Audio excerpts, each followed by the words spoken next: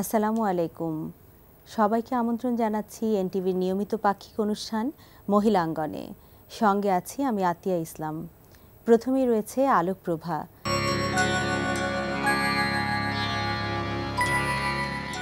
আলোকপ্রভায় আমরা শুনব সালমা আইনি আপার কাছ থেকে। আসসালামু আলাইকুম। ওয়ালাইকুম আসসালাম। কেমন আছেন? আলহামদুলিল্লাহ, আপনি ভালো আছেন? আলহামদুলিল্লাহ ভালো আছি। আপা, আজ তো আমরা উম্মে সালামা সম্পর্কে শুনব। জি, ইনশাআল্লাহ। জি, কে ছিলেন উম্মে সালামা? আচ্ছা, উম্মে সালামা কে ছিলেন? ওনার জীবন অত্যন্ত বর্ণাঢ্য। এমন একজন মানুষ, এমন একজন নারী, এমন একজন মুসলিম যার পুরোটা জীবন অনেক অনেক ঘটনা দিয়ে সমৃদ্ধ এবং ইসলামের ইতিহাসে তার অস্তিত্ব খুব বেশি গুরুত্বপূর্ণ একটি অস্তিত্ব। তা উম্মে সালামার তার আসল নাম ছিল হিন্দ এবং মাকজুম গোত্রের জাদ আল রাকিব ওনার বাবা ছিলেন। তো ওনাকে ওই নামে ডাকা হতো এই কারণে যে উনি খুবই অতিথিপরায়ণ ছিলেন এবং বিশেষ করে মুসাফির যারা ছিলেন বা ট্রাভেলার্স যারা থাকতেন, উনি তাদেরকে খুব সুন্দরভাবে আশ্রয় দেওয়া থেকে শুরু করে ওনাদের সেবা যত্ন খুব সুন্দর করে করতেন, যার ফলে উনি এই একটি কাজের জন্য খুবই বিখ্যাত হয়ে গিয়েছিলেন ওনার গোত্রে। আর উম্মে সালামা রাদিয়াল্লাহু তাআলা আনহার হাজব্যান্ড উনি ছিলেন আবদুল্লাহ ইবনে আবুল আসাদ এবং ওনারা দুজনই একেবারে ইসলামের শুরুর দিকের প্রথম দিকে ওনারা ইসলামকে নিজেদের আত্মায় ধারণ করেছিলেন, ওনারা মুসলিম হয়ে গিয়েছিলেন। ওই সময়টিতে আবু বকর রাদিয়াল্লাহু তাআলা আনহু এবং আরও কয়েকজন ছাড়া নগণ্য সংখ্যক ছিলেন মুসলিমদের সংখ্যা। তো একেবারে শুরুর দিকে ইসলাম গ্রহণ করাটা তো অত্যন্ত কঠিন একটি বিষয়, সাহসিকতা এবং কঠিন একটি মানে নিজেকে একটি কঠিন অবস্থায় ইচ্ছাকৃতভাবে ফেলে দেওয়া যাকে বলা যায়, ওই সময় ইসলাম গ্রহণ উৎসর্গ করা। জি, তো ওনারা যখন ইসলাম গ্রহণ করলেন এবং এটি কুরাইশ বংশে জানাজানি হয়ে গেল, তখন তো ভয়ঙ্কর অত্যাচার মুসলিমদের উপরে শুরু হয়ে গেল এবং তাদের মধ্যে ওনারা দুজনও আনফর্চুনেটলি পড়ে গেলেন।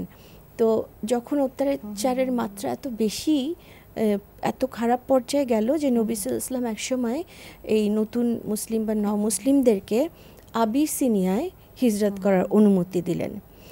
তো আবিসিনিয়ায় এই যে হিজরতের যে প্রথম একটি দল গেলেন, ইনাদের মধ্যে ওনারা দুজনও ছিলেন, উম্মে সালামা এবং তার স্বামী। জি, এবং তার স্বামী। উম্মে সালামার জন্য স্পেশালি এই হিজরতটা অত্যন্ত কঠিন ছিল, কারণ তিনি এখন একেবারে জানা একটি পরিবেশ থেকে, ওনার তো খুব সুন্দর একটি সংসার, একটি বিশাল বাড়ি, অনেক সম্পত্তি আছে, একটি কি বলবো, একটি সাজানো সংসার, একটি স্থির করা একটি জীবন, সেখান থেকে মনে হচ্ছে ওনাকে উপড়ে ফেলে দিতে হলো এবং সেই কারণে উনি খুব স্বাভাবিকভাবে একেবারে অজানা একটি পরিবেশে এখন উনি যাবেন, সেখানে কি হবে, সামনে ভবিষ্যৎ কি আছে, আর তার মধ্যে উনি মক্কায় অত্যাচারিত হতে শুরু করেছেন ইসলাম গ্রহণের ফলে। তো এটি একটি বিশাল ব্যাপার ছিল ওনার জন্য। আর ওনার বংশগত যে মর্যাদা, সেটিরও তো একটি বড় ধরনের মূল্য কুরাইশ সমাজে ছিল। তো সব ছেড়ে দিয়ে ওনাকে একেবারে যেটা বলা হয় শূন্য হাতে নতুন একটি অজানা জগতের উদ্দেশ্যে রওনা দিতে হবে। জি, তো যদিও আবিসিনিয়ার বাদশাহ, তো উনি হিজরত যারা করবেন তাদেরকে খুব সাদরেই আমন্ত্রণ জানালেন, কিন্তু যেটি মানে উম্মে সালামাকে যেটি সবচেয়ে বেশি বিচলিত করলো সেটা হচ্ছে যে ঠিক আছে, একটি নতুন জায়গায় যাচ্ছেন, একটি মোটামুটি মক্কার চাইতে একটি বেটার এনভায়রনমেন্টে যাচ্ছেন, কিন্তু এই যে নবীজির যে সাহচর্য বা নবীজির কাছাকাছি থাকা, এবং তখন তো ওহী নাজিল হচ্ছে, তো সেই যে মানে ওনার একদম পাশে থেকে যখনই ওহী নাজিল হচ্ছে ওটি শুনতে পাওয়া এবং সেটিকে ধারণ করতে শুরু করা, এই যে এটি আর হবে না দূরত্ব সৃষ্টির ফলে, এই জিনিসটা ওনাদের দুজনকে খুবই পীড়িত করে ফেললো। মানে আবিসিনিয়ায় গেলেও ওনাদের মনটা পড়ে রইল সম্পূর্ণভাবে মক্কায় রাসূলুল্লাহ সাল্লাল্লাহু আলাইহি ওয়াসাল্লামের কাছে। তো এরপরে হামজা রাদিয়াল্লাহু তাআলা আনহু, হামজা ইবনে আবদ আল মুত্তালিব, উনি ইসলাম গ্রহণ করলেন এবং ওনার ইসলাম গ্রহণের পরে দেখা গেল যে মুসলিমদের সংখ্যাও বাড়তে লাগলো। মানে এত যখন বড় কেউ ইসলামের ছায়ায় চলে আসেন তখন তো ডেফিনেটলি এটির একটি প্রভাব পুরো সমাজে পড়ে। তো ওনার ইসলাম গ্রহণের পরে দেখা গেল যে কুরাইশরা মুসলিমদের উপরে যে অত্যাচার, এটির মাত্রা একটু কমিয়ে দিল। তো তখন আবার এই যারা মাইগ্রেট করে গিয়েছিলেন ওনারা আবার আবিসিনিয়া থেকে ফিরে আসতে চাইলেন। তো ফিরে আসলেন, কিন্তু ব্যাপার হলো যে অত্যাচারের যে কম হলো ওই সময়কালটুকু খুবই ক্ষুদ্র ছিল বা খুবই স্বল্প সময়ের জন্য ছিল। আসলে কষ্টের সময়গুলো খুব হ্যাঁ, মানে ওই যে বললাম যে একটু কমে গিয়েছিল অত্যাচার, কিন্তু যখন ওনারা ফিরে আসলেন তখন কুরাইশরা কিন্তু আবারও তাদের আগের মতো অত্যাচার বাড়িয়ে দিল, বরঞ্চ মাত্রা বহুগুণে বেড়ে গেল। তো এরপরে যেহেতু ইতিমধ্যে আবার হজরত উমর রাদিয়াল্লাহু তাআলা আনহু উনিও ইসলাম গ্রহণ করে ফেলেছেন। কুরাইশরা খুবই অস্থির হয়ে গেল, ভীত হয়ে গেল যে মুসলিমরা এইভাবে বেড়ে যাচ্ছেন সংখ্যায়। তো এই অবস্থায় তাদের পারসিকিউশন বা টর্চার যেটাই বলি এত বেড়ে গেল যে আবার হিজরতের প্রশ্নটি চলে এলো। তো এই অবস্থায় নবীজি সাল্লাল্লাহু আলাইহি ওয়াসাল্লাম সবাইকেই মানে কিছু নমুসলিমকে আবারও উনি হিজরত করতে অনুমতি দিলেন। এবার দিলেন উনি মদিনাতে হিজরত করার জন্য অনুমতি। তো তখন উম্মে সালামা এবং ওনার হাজব্যান্ড আসাদ ওনারা চিন্তা করলেন যে আমরা মদিনায় যাব, এবং ওনারা তৈরি হলেন। একটি উট উম্মে সালামার জন্য প্রস্তুত করা হলো। যখন তারা একসাথে এই আবারও দীর্ঘ পথ পাড়ি দেওয়ার জন্য প্রস্তুতি নিয়ে এগুতে শুরু করেছেন, তখন একটি মর্মান্তিক ঘটনা ঘটলো। হিজরত করে চলে যাচ্ছেন, এটি তাদের কোনোভাবেই পছন্দ হলো না। স্বাভাবিকভাবে তারা আতঙ্কিত এবং আক্রমণাত্মক হয়ে উঠলো। এবং এই যে একটি কাপল দুজনেই ইসলাম গ্রহণ করেছেন এবং তাদের একটি শিশুপুত্র রয়েছে, তারা এটিকে মোটামুটি টার্গেট করে ফেললো। করে তারা প্রথমত উম্মে সালামার গোত্রের লোকজন, মাকজুম গোত্রের লোকজন, ওনারা করলেন কি, ওনাকে আটকে ফেললেন। বললেন যে তুমি মানে ওনার হাজব্যান্ডকে বললেন, আসাদকে বললেন যে তুমি যেখানে ইচ্ছা চলে যাও, কিন্তু ও আমাদের মেয়ে, সেই ক্ষেত্রে আমরা ওকে যেতে দিব না, ওকে থাকতে হবে মক্কায়। এই গেল একটি ধাপ। তো ওনার শিশুপুত্র সহ তারা আটকে ফেললো। এখন আরেকটি আরও বেশি হৃদয় বিদারক ঘটনা ঘটলো। সেটি হচ্ছে এবার বানু আসাদ ওই গোত্রের লোকজন এসে বলল যে আমরা তোমার সাথে আমাদের বাচ্চাকে দিব না, কারণ ও আমাদের বংশভূত, তো বাচ্চা থাকবে আমাদের সাথে। কি ভয়ঙ্কর অবস্থা! মানে একদিকে হাজব্যান্ড চলে যাচ্ছেন, স্বামী হারা হচ্ছেন, আরেকদিকে বাচ্চা থেকে ওনাকে সেপারেট করে ফেলা হলো। তো এটা মানে এই যে আল্লাহ তাআলার প্রতি প্রেম, নবী সাল্লাল্লাহু আলাইহি ওয়াসাল্লামের প্রতি যে অকুণ্ঠ ভালোবাসা, কত বড় মানে প্রকাশ, যে সবচেয়ে কাছে সবচেয়ে ভালোবাসার জিনিসকেও যখন সেপারেট করে দেওয়া হয়, তারপরেও দেখা যাচ্ছে যে ওনার বিশ্বাসে উনি দৃঢ় এবং অটল ছিলেন। তো যাই হোক, এই কষ্টের দিনের উনি মানে এই কষ্টের দিন ওনার উপরে চলে আসলো, উনি আলাদা হয়ে গেলেন। কিন্তু এরপর থেকে ওনাকে মানে দুঃখ বেদনা একেবারে ঘিরে ধরলো। এমন অবস্থা পৌঁছলো যে উনি প্রতিটা দিন দেখা যেত যেই জায়গাটিতে ওনাদেরকে সেপারেট করা হয়েছিল, ওনাকে এবং ওনার হাজব্যান্ডকে এবং বাচ্চাকে, উনি ওই উপত্যকার ওই জায়গাটিতে গিয়ে প্রতিদিন বসে থাকতেন এবং উনি খুব মন খারাপ করে ওখানে বসে থাকতেন। আল্লাহ তাআলা যেহেতু রহমানুর রহিম, তো উনি তো ব্যবস্থা একটা করে দিবেন। তো উনি ব্যবস্থাটা এরকম করলেন যে বানু উমাইয়া গোত্রের এক ব্যক্তি যাচ্ছিলেন, তিনি উম্মে সালামাকে ওই অবস্থায় পেলেন। পাওয়ার পরে উনি আসলে দুই গোত্রের কাছে গিয়েই বললেন যে এই মেয়েটি তো অনেক বেশি দুঃখী, অনেক বেশি কষ্ট পাচ্ছে, ওর দুঃখটা তোমরা বোঝো এবং দূর করার ব্যবস্থা করো, তার মানে তুমি ওর বাচ্চাকে ফেরত দিয়ে দাও। তো এখন বাচ্চাকে ফেরত দেওয়া হলো এবং ওদের মনটা আল্লাহ তাআলা কোমল করে দিলেন, যাতে করে তারা রাজি হলো যে উম্মে সালামা এবার হাজব্যান্ডের কাছে, স্বামীর কাছে মদিনায় যেতে পারবে। তো এই গেল, আলহামদুলিল্লাহ, ওনার একটি কষ্ট চলে গেল। এই ঘটনা যখন ঘটলো, উনি তখন এক মুহূর্ত দেরি করলেন না, উনি ওনার উটটিকে রেডি করে ফেললেন যে আমি যাব, অথচ ওনার কোনো সঙ্গী নাই, এটা দীর্ঘ একটি পথ। তারপরে ওই ভয়ে যে যদি আবারও এরা কোনো কারণে মতামত বদলে ফেলে, তাহলে তো উনি আর যেতে পারবেন না। উনি শিশুপুত্রকে নিয়ে উনি রওনা দিয়ে দিলেন। আবারও আল্লাহ তাআলার অত্যন্ত রহমানুর রাহিম নামটি আবারও প্রতিষ্ঠিত হলো। এভাবে কিছুটুক যাওয়ার পরেই ওনার সাথে পথে দেখা হয়ে গেল হজরত উসমান রাদিয়াল্লাহু তাআলা আনহুর।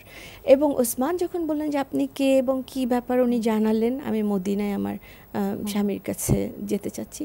উসমান ওনার সঙ্গী হয়ে গেলেন এবং সমস্ত এই এত দীর্ঘ পথ, এত দীর্ঘদিনের একটি জার্নি, পুরো সময়টাতে উসমান রাদিয়াল্লাহু তাআলা আনহু ওনার সাথে সাথে ছিলেন। যখন বিশ্রামের প্রয়োজন হতো, বিশ্রাম নেওয়ার জন্য উনি সাহায্য করতেন।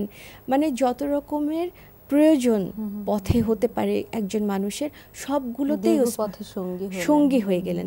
এবং উনি কিন্তু ওনাকে চিনেন না, এবং ওসমান কিন্তু তখন মুসলিম হননি, উনি কিন্তু তখনও অমুসলিম। তো কিন্তু এই সেই অবস্থায় ভ্রাতৃত্ববোধের অনুভব তার ভ্রাতৃত্ববোধ, এবং মধ্যে ছিল। ওসমানের তখনও নাম ছিল যে উনি অত্যন্ত সজ্জন ব্যক্তি, উনি অত্যন্ত ভালো একজন মানুষ, সমাজে কিন্তু এই নামটি তার ছিল। তারপরে ওনার সম্পর্কে উম্মে সালামা বললেন যে আমি কোনোদিনও এত বড় মনের মানুষ আমি কোনোদিনও দেখিনি। তো যাই হোক, এই দীর্ঘ পথ পরিক্রমার পর আলহামদুলিল্লাহ রাব্বিল আলামিন ওনারা মদিনার কাছাকাছি এলেন। পরে তো আলহামদুলিল্লাহ ওনাদের একসাথে ওনারা হলেন হাজব্যান্ড ওয়াইফ আবার। এবং এরপরে যুদ্ধে আমাদের আবু সালামা উনি কিন্তু অত্যন্ত মানে আহত হন, এবং পরবর্তীতে এই যে আহত হলেন এর থেকে উনি আর উঠে দাঁড়াতে পারলেন না, উনি অসুস্থ হয়ে গেলেন। তো একসময় উনি দোয়া করলেন সালামাকে সাথে নিয়ে, উম্মে সালামাকে সাথে নিয়ে, যে আল্লাহ তাআলার কাছ থেকে আমরা এসেছি, ওনার কাছে ফিরে যাব, আর হলো যে আল্লাহ তাআলা আমার কাছ থেকে যা নিয়ে নিলেন তার চাইতে উত্তম কিছু যাতে আমাকে দান করেন। তো উম্মে সালামাতে খুব অবাক হয়ে গেলেন যে আরও উত্তম কি দান করতে পারেন। এই ক্ষেত্রে ইন্টারেস্টিং ঘটনা হচ্ছে, এরপরে উনি অসুস্থতা বেড়ে যাওয়াতে নবী সাল্লাল্লাহু আলাইহি ওয়াসাল্লাম স্বয়ং ওনাকে দেখতে আসলেন। দেখতে আসার পরে যখন নবী সাল্লাল্লাহু আলাইহি ওয়াসাল্লামের সামনেই ওনার মৃত্যু হলো, উনি ইন্তেকাল করলেন, এবং নবী সাল্লাল্লাহু আলাইহি ওয়াসাল্লাম দোয়া করার এক পর্যায়ে ওনার জন্য দোয়া করলেন কবর প্রশস্ত হোক ইত্যাদি। এক পর্যায়ে উনি বললেন যে আপনি যা নিয়ে নিয়েছেন তার চাইতে উত্তম কিছু, এই উনি শুরু করতেই উম্মে সালামা আবার এই পুরো দোয়াটা কমপ্লিট করলেন, মানে উনি এই দোয়া তো আগেই শুনেছেন। চমৎকার আলোচনা শুনছিলাম। আমাদের সাথে আপনার এই মূল্যবান সময় অতিবাহিত করার জন্য অনেক ধন্যবাদ। আপনাকেও ধন্যবাদ।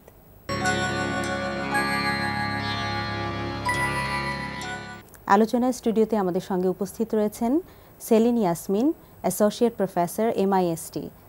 আসসালামু আলাইকুম। আজ আমাদের আলোচনার বিষয় শিশু পরিগঠন। প্রথমে আপনার কাছে জানতে চাইব, শিশু পরিগঠন বলতে কি বুঝি? আচ্ছা, একটি শিশু যখন জন্মগ্রহণ করে তার পরিগঠন মূলত পরিবারেই শুরু হয়। এখন পরিগঠন বলতে আমরা কি বুঝি? একটি শিশুর কিছু অধিকার রয়েছে। একটি পরিবারে ও জন্মগ্রহণ করার পরে ওর প্রথম অধিকার হচ্ছে জীবনের অধিকার। তার মানে ও সুস্থভাবে পৃথিবীতে আসবে, জন্মগ্রহণ করবে, সেই অধিকার। দ্বিতীয়ত হচ্ছে পিতৃ পরিচয়ের অধিকার, এবং তৃতীয়ত হচ্ছে সযত্নে বেড়ে ওঠার অধিকার। এই যে সযত্নে বেড়ে ওঠার অধিকার, এখান থেকেই আসছে শিশু পরিগঠনের ব্যাপারটি। তার মানে একটি শিশুকে কিভাবে আমরা লালন পালন করব, কিভাবে সমাজের নাগরিক হিসেবে, একটি পরিবারের সদস্য হিসেবে গড়ে তুলব, সেটি হচ্ছে শিশু পরিগঠন, আমরা এটা বলতে পারি। তো একটি শিশুর আসলে জীবনটা শুরুই হয় পরিবারের মধ্যে। পরিবার মানেই একটি শিশুর আগমন এবং বেড়ে ওঠা। তো এই শিশু পরিগঠনে পরিবারের ভূমিকা কীরকম হওয়া উচিত? আসলে পরিবারই তো প্রধান ভূমিকা পালন করছে। একটি শিশুর শিক্ষা জীবনটাই শুরু হচ্ছে কিন্তু প্রথম বিদ্যালয়ে হচ্ছে পরিবার। তার মা বাবা, তার ভাই বোন, পরিবারের অন্যান্য সদস্যরা। এবং এই শিশুটি যখন পরিবারে বেড়ে উঠছে, কিভাবে বেড়ে উঠছে সেটার উপরেই নির্ভর করবে ও পরবর্তীতে কেমন মানুষ হচ্ছে। সমাজে বা ওর বৃহত্তর পরিবেশে ও কেমন করে নিজেকে খাপ খাওয়াচ্ছে, কেমন করে নিজেকে সমাজের সদস্য হিসেবে রিপ্রেজেন্ট করছে, সেটা কিন্তু নির্ভর করছে পরিবারের উপর। তো একটি শিশু জন্মগ্রহণ করার পরে বা ও যখন ছোট আস্তে আস্তে ধীরে ধীরে বেড়ে উঠছে, মা বাবার গুরুত্ব বা পরিবার অন্যান্য সদস্যের গুরুত্ব অপরিসীম। ও কিন্তু লক্ষ্য করে যে ওর মা বাবা বা পরিবারের অন্যান্যরা কে কার সাথে কেমন ব্যবহার করছে, সেটি খুবই জরুরি। একটি শিশুর কতটা ভালো হবে, কতটা নৈতিকতা শিখবে, কতটা মূল্যবোধ ওর মধ্যে জাগ্রত হবে, একটি দেশের সমাজ ও সংস্কৃতিকে ও কতটা ধারণ করবে, সেটা কিন্তু পুরোটাই আসছে পরিবার থেকে। এবং ও পরিবারের পরিবেশ, শিশুরা যখন বেড়ে ওঠে ওরা কিন্তু আশেপাশের যারা রয়েছে তাদেরকে অনুকরণ করতে পছন্দ করে, এবং অনুকরণ করতে করতেই নিজের চরিত্রটা গঠন করে, তাই না? তো ও পরিবারে থেকেই শেখে, পরিবারকে দেখে, পরিবারের সদস্যদের দেখে।